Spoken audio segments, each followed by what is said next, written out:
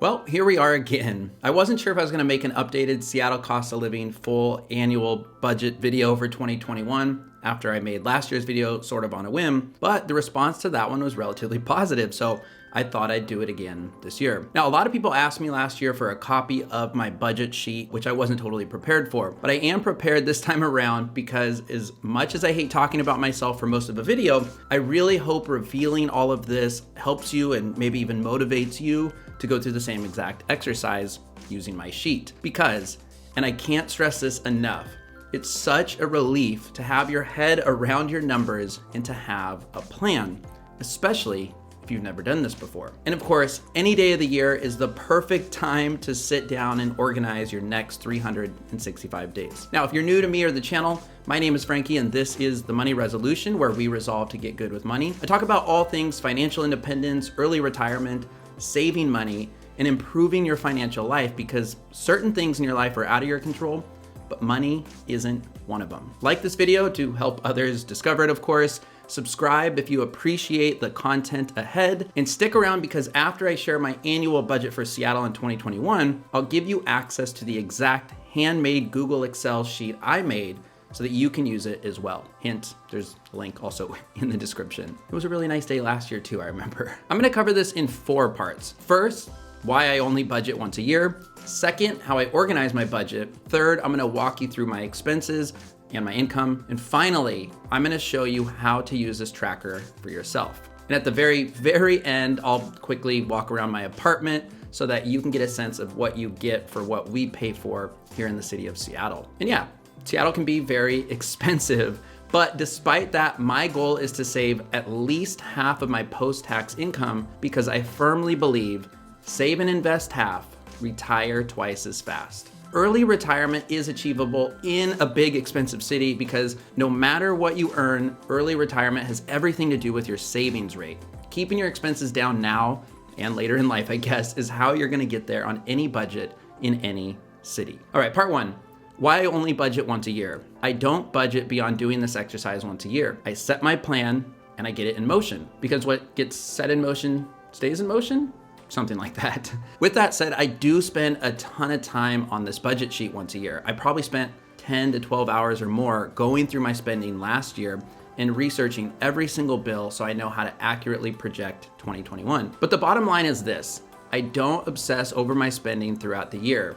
I believe in automation over tracking because I don't like feeling guilty each and every time I spend more than expected in a particular category in a particular week. It feels sort of like a diet in that sense, and diets are no fun. Instead, I automate, I enjoy my life, I work on extra income if anything. I live my life knowing that I'm paying myself first. Plus, having a finance YouTube channel helps hold me accountable in a sense, because I like to save money sort of like as a game or a goal, because it's super fun to share those tips with you all here on the channel. I know myself and my personality, but you, of course, should do what's best for you and your personality. I'm not inherently against tracking every dollar. It's just not what I personally need to be successful. With that in mind, let's dive in and I'll show you exactly how I organize my new annual tracker. Last year, I shared this pretty unwieldy document that looked more like notes because it was the first time, honestly, I'd sat down to create a plan that detailed and with a partner. So this year, for the sake of this video, I organize all of this in a much cleaner way for sharing. Plus, I'm only sharing my half of my personal budget and my half of the expenses for the sake of simplicity. I put savings on top here sort of as like a symbolic reminder to pay yourself first. Drop PYF or a thumbs up in the comments if you like this change in thinking. Then I have my fixed expenses. It's the obvious stuff that mostly won't change throughout the year: rent, utilities, insurance, car registration, and so on. Gifts and donation, don't forget to budget those. Then there's needs like food and transportation, pet care, health care, unless you learned how to do it yourself in 2020. Then your wants, basically this is your sinking fund. Plan for those, save for those, but don't get it confused. You're still spending this money at the end of the day or year. I tried to roll some of this up neatly in the summary box so that I could help myself and hopefully you create this fun visual pie chart breakdown, because I love looking at CNBC Millennial Money YouTube videos where they show this pie chart at the beginning. So now you can make your own. Plus, at the bottom, I did add this year that's new, a savings rate formula. Very important. So if it's 25%, you should see that about 25% of your chart's going to be green. 50% would be half and half, etc. And that is my goal. I'm going to show you. Because the point of money is to accumulate it so that you can earn your time and life back. If nothing is green in your pie chart, you're doing this wrong. And by the way, if you're new to me, I do have a different definition of savings than most people. If you've watched past videos, you've seen that I consider anything that positively impacts your net worth as savings. So if you have credit card debt, paying down that principal of that debt, I consider to be savings. Paying down the interest part is not. For that reason, I'm actually going to turn that section gray on the pie chart. Feel free to turn this red or green if you desire, just by double clicking it, depending on your definition of savings. So, I also have a couple of notes in here you're going to see just to help sort of clarify things in some cases, or let you know the max for some of these tax advantage retirement accounts up top. Okay, on to the main event for all you over-the-shoulder lookers out there. I'm gonna open up my books and even reveal my income for the first time on the channel, which honestly does make me a little bit nervous. So remember to keep those comments positive down below. I am fragile on the inside and not perfect in my savings or spending or budgeting. I'm human, so are you, so let's talk like positive humans down in the comments below. Questions for clarity are also super welcome down there. So honestly, I thought about revealing how I did last year to set expectations, but it feels more interesting and meaningful to show you my plan here for next year. The bottom line is I did hit my savings goal of at least 50% savings of my post-tax income. And like I said earlier, I start by paying myself first, and I was able to max out my 401k, Roth IRA, and HSA last year. So I'm definitely going to aim to do this again. I feel like I'm sort of starting with a weird humble brag here. So just don't feel bad if you're not able to max these accounts out. Aim to get halfway there, halfway to the max as a goal. I think that would still be super fantastic. So do what you can, but prioritize paying yourself in these tax advantage retirement accounts. It's just so super important, especially if you're young, so that this invested money has time to grow. And yes, when I say invested, I also mean your HSA account if you have access to one. For savings, I think I hit 11,000 last year. So for me, 10,000 feels super doable. Now, I have ideas what I'm gonna do with that cash, but perhaps I'm gonna save that for a future video. My emergency fund is already in good shape. I think I have 5 months or so of expenses saved up. I'm hoping to just add another month. Personally, I don't feel strongly about getting to a whole year of emergency money saved in cash like some people recommend, because if your job is super secure or you've created multiple streams of income like I've worked really hard to do, you don't need to stress so much about having more than 3 or 4 months in cash available. Just my opinion anyway. More is always better though. I also automate $50 over to my Betterment personal brokerage account. It's something I've been doing for, 2.5 years now. So I'm just gonna keep it going because that's sort of out of sight, out of mind, automated investing. For expenses, let's start with the biggie, which is rent. So last year I shared how we moved from a 1-bedroom to a 2-bedroom, actually within our same building. And our lease is up in a month, but we're almost certainly going to stay put. 3 out of the 4 years I think we've been in the building, the rent has not gone up at all, which is actually kind of rare here in Seattle. But I'm gonna go ahead and leave it as is, as it was last year. And I'll change it in the next few weeks or whatever if that's gonna change. Depending on income, we share our expenses in this section, 55% to me and 45% to her. That shakes out to $1,262 a month for rent. That comes out to just over $15,000 a year. And this is actually a really good deal for our location here in Seattle with so much walkable. Downtown is just a few miles away. And then we of course have this extra bedroom and office, a second bathroom, another closet, and a really nice deck here with a partial view actually of the lake. Moving on more quickly here, utilities and electricity were both higher in 2020 than expected because we both worked from home. I found last year's average and I used that for 2021. For student loans, we'll see. This is where I'm starting at $500 a month, but I could see myself doubling down or tripling down instead. It all just depends. Again, I'll keep you posted maybe here on the channel. Plus, with the cash I actually saved the last 2 to 3 years, there's a chance I'm gonna give up on this home ownership dream here in Seattle and instead just dump all that cash towards my loans this year. Luckily, they're not currently accruing interest, so I don't have to make that decision ASAP. We do pay for parking in our building. It's $125 a month total. We have a storage unit, but luckily it never got added to our building bill somehow. So Please don't tell them. We considered canceling our Comcast cable, but we did get it reduced for the second year in a row. We do have renter's insurance. It's required here, but I highly recommend it anyway. It's super cheap. I have term life insurance through Haven Life, also very cheap, and I recommend that. I do have auto insurance, even without a car, because I do drive Claire's car sometimes, and that's relatively cheap. Motorcycles lumped in here as well. That's less cheap, but manageable, so I can drive the Vespa. Registration in Washington has gone up quite a bit in recent years, so I'm anticipating it's gonna be right around $200 like last year. For gyms, they just reopened for the second time since the virus hit. I've kept my membership, just to support the local business throughout regardless. Cell phone bill is gonna become lower this year. We're joining a family plan. Finally, I'm excited about that. Subscriptions, that right now includes just Netflix and Spotify at $33 a month. The membership is Costco and Amazon Prime memberships. I did score a Prime discount. I have a video on the channel about that. And again, I'm paying just 55% of all of this. Looking at it, I could have rolled gym into membership, so that part's up to you. Digital storage, this $3 is just the iCloud or whatever Apple calls it. Credit card fees are personally going up $100 this year because of that Chase Reserve card went up early 2020. Business for me is a big one. I undershot that last year quite a bit, so I'm doubling my 2020 spending. That's how I projected this out. Last year, I ended up moving my whole website over to Kajabi, which wasn't cheap. I added a whole bunch of tools and resources. And this year, I do plan to make some more investments here for the channel. It's also gonna help me, I think, when it comes to making courses, perhaps more books, etc. And finally, I am committed to donating at least $50. In the past, I donated, but it was sporadic. So this year I plan to automate. Maybe I'll share here how I decided to automate that in a future video. I'm definitely open to suggestions in the comments below about automated giving if you have a good way to do that. Okay, under needs here, groceries. I'll admit, we went a little bit overboard last year. We not only cooked just about every meal, but it nearly became sort of like our hobby because of self-quarantining. So we just never hesitated to enjoy ourselves, food-wise during lockdown. So $333 is just my side. And no, I don't think that's crazy, especially here in Seattle and with the unknown that's ahead.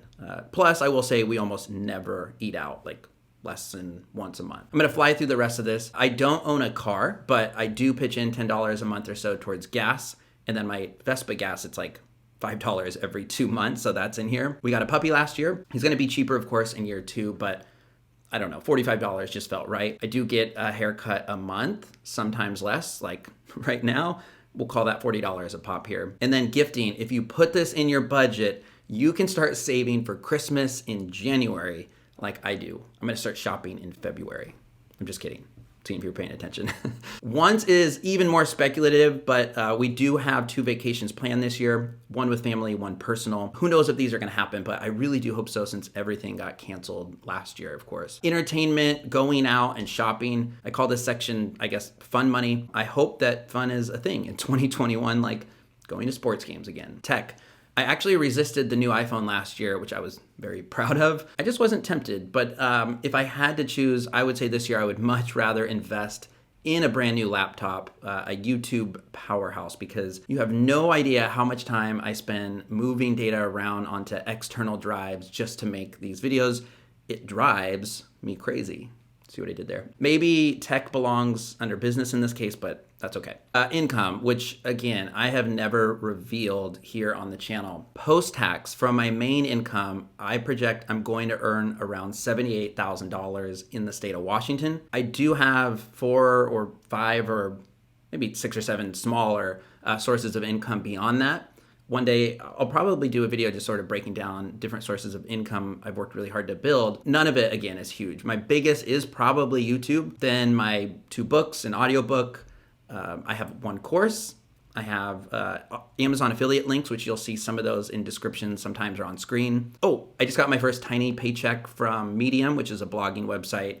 It was seriously like $3. So it might sound like I have a lot of different sources of secondary income, but it doesn't add up to a huge number, although I am super, super grateful that I'm gonna hit 98,000. I'm projecting here in 2021. And in 2021, who knows, it might actually be higher because I'm thinking about adding finance coaching, paid finance coaching, and then more affiliate links and programs and things like that. So again, just really lucky and humbled about this income. And in terms of secondary income, you should never bank on side hustle money, I don't think, like going into the year. But because mine is mostly passive, I do feel pretty comfortable estimating $20,000 in after-tax secondary income. And I'm gonna say this about that 20, that is honestly more satisfying than my main salary, if that makes any sense, because I did that all on my own, totally from scratch with tons of research, hard work, creativity, and I honestly just hope it continues to build on itself, just sort of gradually, then suddenly, like compound interest. We'll call it compound passive income.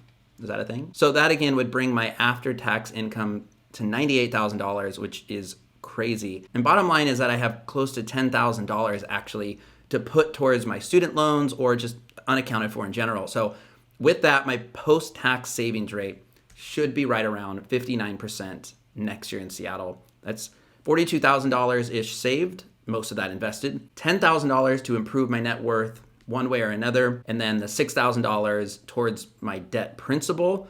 That's also going to increase my net worth and is lumped in here as well. Again, I've never revealed anything about my income on the channel, so that took a lot of bravery. I know someone's going to do it. Don't jump in the comments and say, oh, another six-figure FIRE person, more proof that you have to make six figures to retire early. I started on a teacher salary right out of college, and back in even 2014 when I switched careers, I was hourly making about $32,000 here in Seattle. So I worked my butt off to change my life financially, and I hope that this is sort of an inspiration more than anything. And I honestly feel like I am just getting started. So subscribe to the Money Resolution, follow the journey. I hope to keep growing and take as many people along with me as I can. I didn't show you my pie chart. It's over here in the corner. Feel free to pause and take a look around. Hopefully all these numbers do add up. So there's a little bit not in here at all, that extra 10,000. I didn't document that. Okay, last part of this video is to grab your free budget tracker. So those were my numbers, but I am here to help you get excited to figure out your numbers and perhaps come up with some opportunities to reduce some expenses so that you can save more or pay down debt more aggressively in the year ahead. I promise you a copy of the tracker, and here's how you get it. Go to this shortened link on screen now or in the description down below. It'll eventually ask you to create a copy of this spreadsheet. As long as I think you're logged into a Google account, and really it should be that simple. You do only need to fill in these light gray cells here in the doc, which is column D for each item. Now, if you start there, everything else is gonna fill in. It'll automatically add everything up annually and roll it into your overall numbers, more simplified over here, and then eventually your pie chart. And my favorite part is that pie chart, but also that savings rate calculation here down below, so don't overlook that. As a tip too, sometimes you might only know your annual number either from going through, your expenses last year, or perhaps you have a 1-year policy, you pay it all at once. I pay for my website, for example, all up front. So in that case, put the annual cost on the left side, that's column C, and change it to this formula. We're gonna do $, and then type in our annual cost here. So let's just call this $10,000. Divide that number by 12. To get your monthly expense there. So I'll put a note somewhere in the sheet how to do that if you need to flip your formula for any reason. Again, grab yours with this link on screen and get started today. By the way, if you'd like a version of this with built-in formulas for couples, let me know, because if there's enough interest, I'll create that and share that in maybe like a future Quick Tip Tuesday video. If you run into any issues with this spreadsheet or have any questions about the tracker, drop me a note in the comments here or email me at frankie@themoneyresolution.com. And also in the comments, I would just be super curious to know, what savings rate are you hoping to achieve this year? I sincerely hope this was useful. It took me a ton of time, honestly, to put this together to share with you all. I made this year's video with you in mind, so again, grab that tracker and get to it. You will not regret it. It might suck at first, I'm gonna be honest, to go through all your bills and spending, but it sucks more to have nothing to show for your hard work in your savings at the end of the year because you didn't take time to create a plan. If you wanna thank me for the spreadsheet, and there is zero pressure to, let me be clear, I'd be honored if you checked out one of my books or my brand new Save Money Resolution course. There's information about those down below and information in those that you aren't gonna find anywhere else. You can even get a free ebook of my newest book, Money You Can Hack It, and a free preview of the course with those links in the description. It's a lot of free stuff I'm giving out. That's it for this video, but stay, in a moment for a brief apartment tour if you'd like. Otherwise, my name is Frankie. This is The Money Resolution. Like if you liked this, subscribe if you loved it, and share this if you want more of it. I'll see you all in the next few days on the next one. Thanks, and happy budgeting.